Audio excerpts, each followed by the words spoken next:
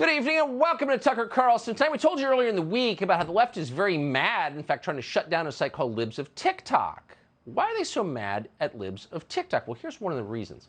Over the past half year or so, video after video has appeared on social media showing school teachers bragging enthusiastically about how they push their personal sexual politics, often weird and gruesome sexual politics, on the small children they're supposed to be teaching. Now, the students in question are not teenagers. They're kindergartners, first graders, kids who have no perspective on life and no power to fight back. So many parents saw these videos, in some cases on Libs of TikTok, and they were shocked.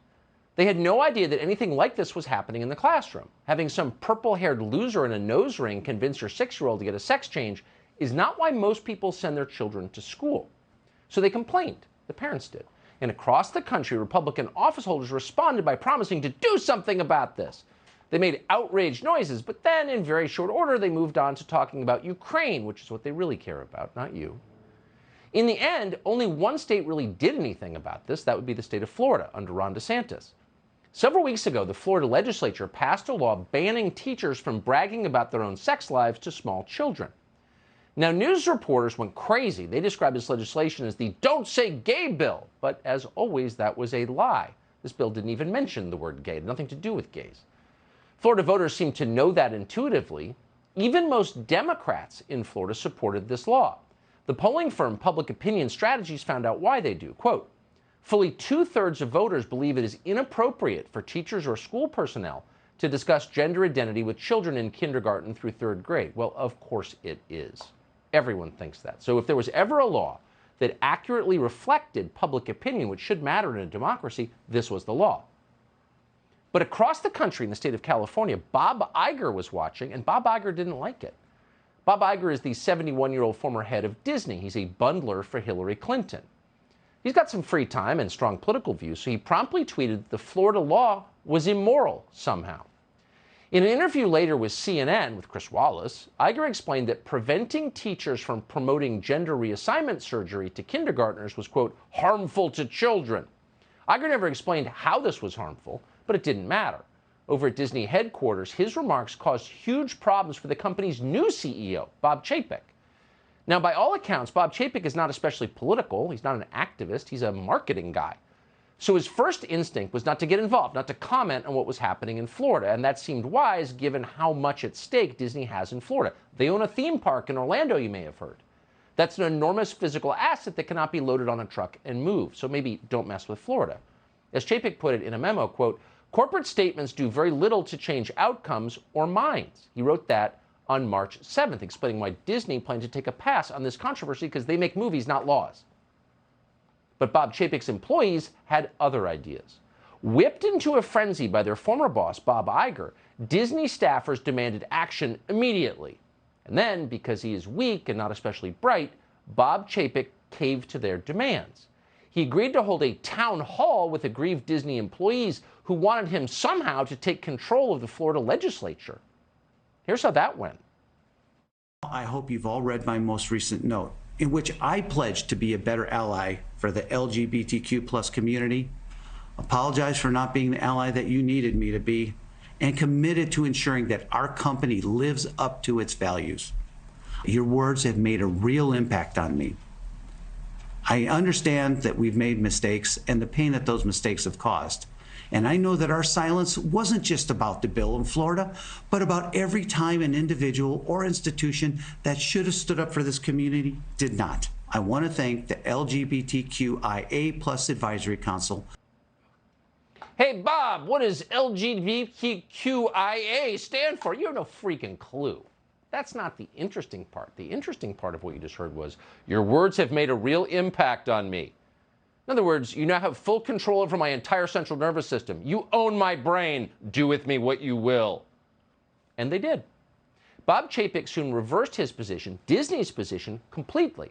Going forward, not only did the Disney Corporation fervently disagree with the law the Florida legislature had passed, according to Bob Chapek, Disney had decided to override the expressed will of Florida's voters and overturn that law. Quote, our goal as a company, said Bob Chapek, is for this law to be repealed by the legislature or struck down in the courts and we remain committed to supporting the national and state organizations working to achieve that.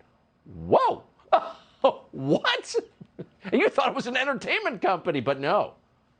From its headquarters in Los Angeles, the Disney Corporation had now decided it runs the state of Florida. So for people who want to defend democracy, which is a system in which voters get to govern themselves, this was quite a departure. This is oligarchy, corporate CEOs deciding what the laws should be. Yeah, that's their new position. But in the meantime, Disney employees set about trying to undermine the intent of Florida's law. If teachers could no longer promote transgenderism to kindergartners, Disney planned to step into the breach and do it themselves. Here's internal footage from Disney obtained by journalist Chris Rufo. Last summer, we removed all of the gendered greetings in relationship to our live spiels. So we no longer say ladies and gentlemen, boys and girls. We've provided training for all of our cast members in relationship to that. So now they know it's hello everyone or hello friends. Oh, so it's no more boys and girls. Disney World is now non-binary. Okay, that's the diversity and inclusion lady. You're not surprised. What is surprising is that the head of a publicly held company like Disney would announce in public that he's in charge of a state that we thought was run by the voters of that state. Well, in Florida, Ron DeSantis noticed this. He's the elected governor, and he decided to find out, how does the system work? He decided to test democracy. So during a special session of the Florida legislature this week, DeSantis led an effort to strip Disney of what turned out to be a remarkable set of special perks that company had enjoyed for more than 50 years. You are not treated like Disney is treated in Florida. You have never been treated that well. So after the special session, no more will Disney World operate as its own independent country within the state of Florida. Yes, that's how they were governed, by themselves. And now, going forward, Disney is going to have to pay its taxes. Oh, wow, just like everybody else. Now, if you've lived in this country for more than, say, 5 years, ask yourself, what's the political party that has always told you big companies should pay their taxes? Corporate tax breaks are bad. Well, of course, that's always been the Democratic Party. So you would imagine the Democrats in Florida would applaud a move like this. When was the last time you heard liberals complain about stripping tax breaks from big business? Never before in history. It's never happened. And yet it just did happen. These are Democrats in the Florida legislature. Notice they are on the verge of tears as they learn that the Disney Corporation might have to pay taxes. The clerk will unlock the machine and members will proceed to vote.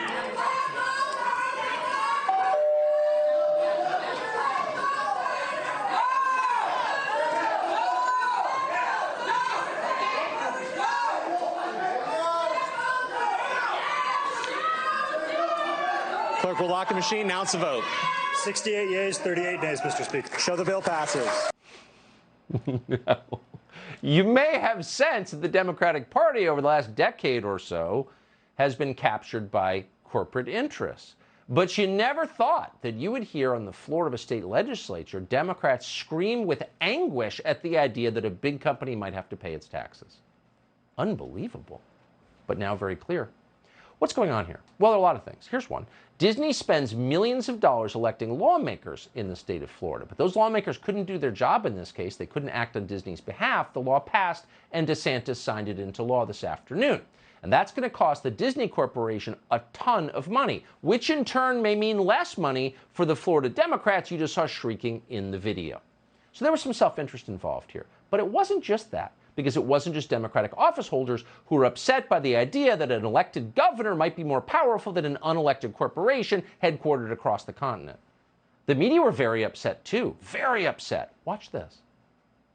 If Ron DeSantis could pass an anti-Muslim bill for the state of Florida, he would. If he could pass an anti-CRT, if he could say it's illegal to say you're black, I'm pretty sure the guy would try it. I mean, look, DeSantis this is a playbook out of Putin, and we saw where this goes. It's very Soviet, and it's weird how Republicans, they keep tacking back to the old Soviet Union, and they seem to want to mimic the things that the new Soviet Union, meaning Vladimir Putin, is doing.